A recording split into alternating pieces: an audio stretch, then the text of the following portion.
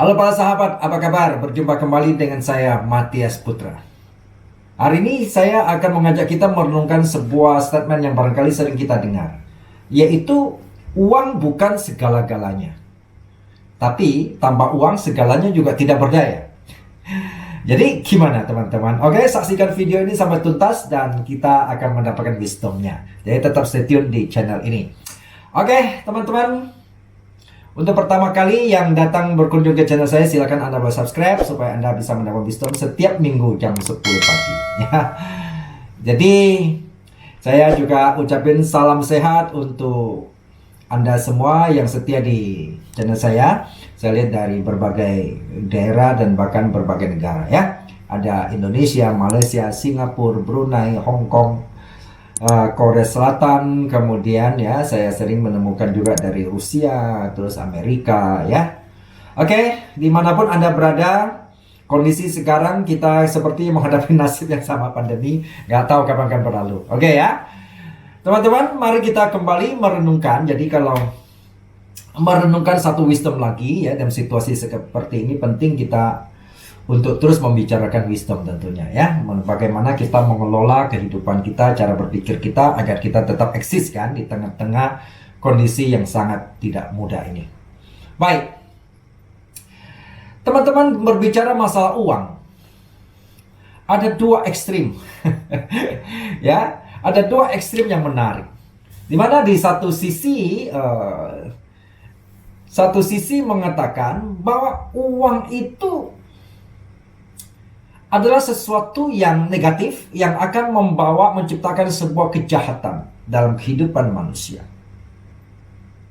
Lalu satu sisi yang lain itu mengatakan enggak, ya, karena tanpa uang kita nggak bisa menyelesaikan apapun.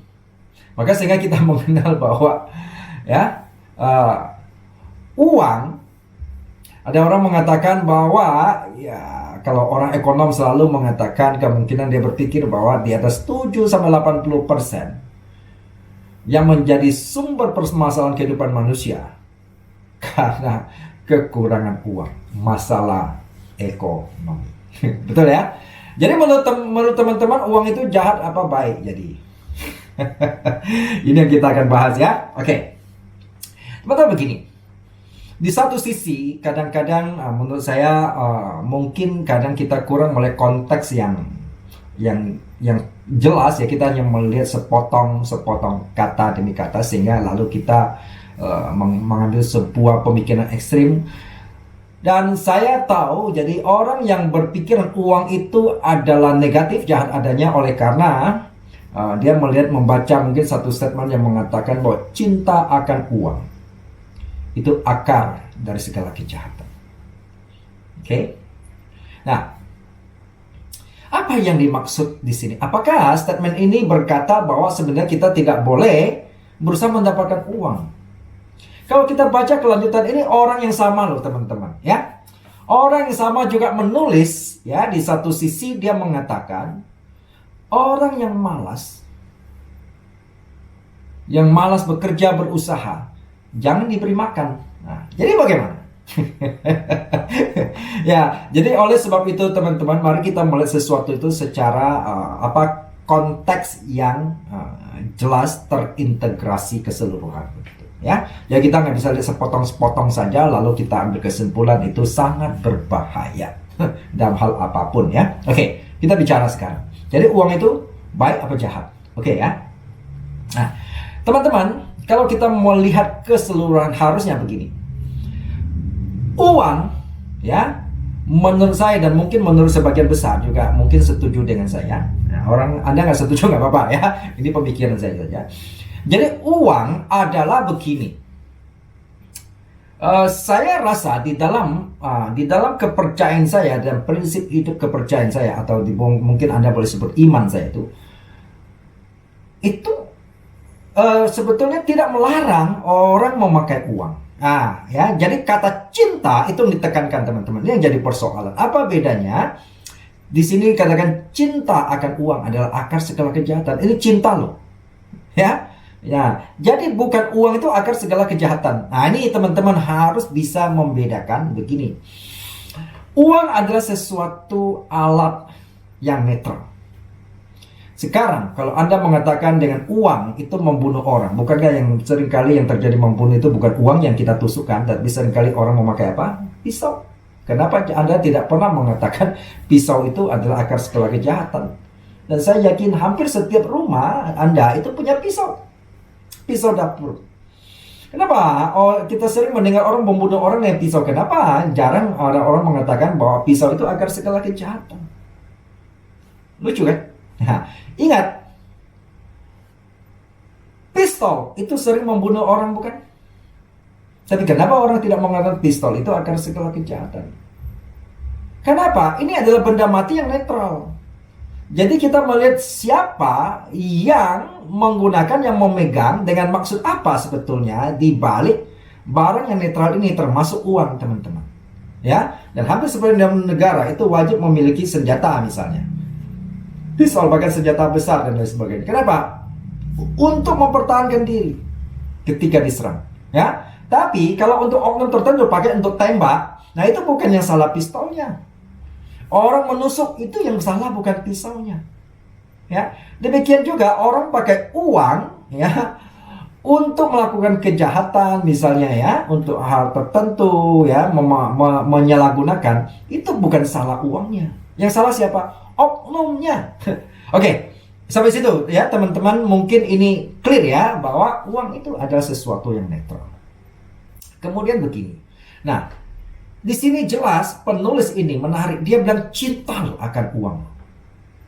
Nah, artinya begini teman-teman, ketika kita mencintai uang, artinya ya sama lah ya kayak kita, istilah anak sekarang saya baru tahu itu ada namanya bucin itu ya, budak cinta.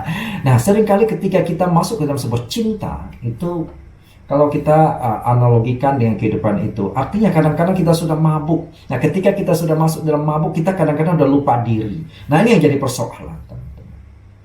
Sehingga sama kan, budak cinta gitu kan. Orang sudah mabuk asmara itu kayaknya sudah lupa segalanya, kayak mau etika dia sudah lupa, ya kan? Tanggung jawab dia sudah lupa dan sebagainya. Ini teman-teman.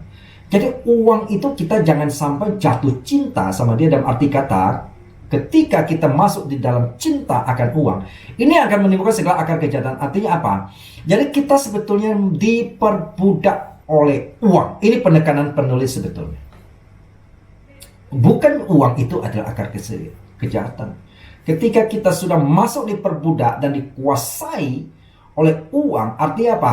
Kita seringkali ketika seseorang mencintai uang dengan segala cara dia mendapatkannya, baik halal maupun haram. Nah, itu yang jadi masalah di sini. Sehingga kita tidak heran kita melihat karena uang, bahkan sesama keluarga saudara sendiri bisa berselisih, bahkan bisa sampai bunuh-bunuhan. Ya. Karena uang antara anak dengan orang tua itu bisa bermusuhan dan bisa saling bertempur. Ya. Nah, ini yang jadi persoalan, ya. Karena semata-mata ambisi uang. Teman-teman, berikutnya kita harus berpikir. Ya.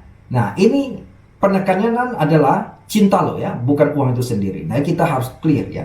Kenapa? Tadi dikatakan bahwa tanpa uang memang kita nggak bisa segalanya. Misalnya, ya, karena alat uang adalah alat mediasi untuk sebuah transaksi, ya, di dalam kehidupan ini.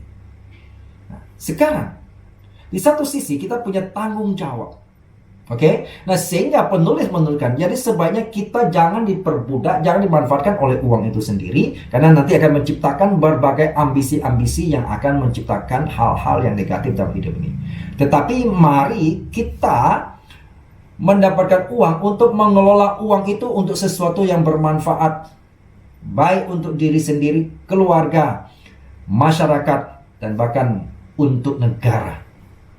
Ya, nah, jadi penting nggak? Jadi uang itu sekarang jahat apa baik, teman-teman? Iya, kembali kepada kitanya cara memakainya. Dia tetap adalah sebuah alat yang netral. Oke? Nah, teman-teman di situ, nah sehingga saya begini. Tuhan menciptakan kita adalah kita diharapkan untuk berusaha dan bekerja. Kalau Anda berusaha bekerja, lalu Anda tidak mau uang, jadi gimana? Jadi mau tukar makanan boleh tuh ya. Ya. Nah, kita mau lihat ya, kadang-kadang ya nggak usah bicara tukar makanan, kadang-kadang gaji yang nggak naik-naiknya setiap tahun banyak demo juga kan ya.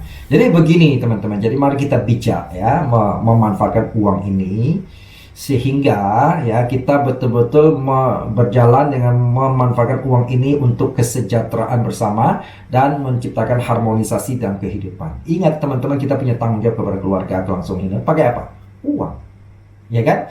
Tetapi kan masalah cara mendapatkan uang itu adalah kembali kepada kita sendiri, bertanggung jawab kita kepada atas. Ya, bukan dengan cara kayak tadi, kalau kita dengan cara korupsi lah, cara mencuri lah, ya, memanfaatin orang lain dan menjual misalnya hal-hal dilarang oleh negara seperti narkoba. Nah, itu namanya cinta akan uang. Sebetulnya kalau kita lihat uang itu, ya, ini sangat menarik, teman-teman. Ya, misalnya, ya, kadang-kadang kalau misalnya teman-teman kalau kita berambisi uang. Nah, sekarang coba kondisi sekarang. Apa yang bisa Anda dapatkan dengan ambisi? Banyak orang merasa gini loh, banyak orang kaya hari ini ngomong kita usaha setengah mati percuma ya, kondisi sekarang nggak bisa dimati juga. Ya kan? Saya pernah saya pernah oleh teman mengatakan, dulu lu kerja keras siang dan malam. Dia ngomong, di pengusaha loh teman-teman. Dia bilang sebenarnya Anda bisa makan berapa banyak sehari?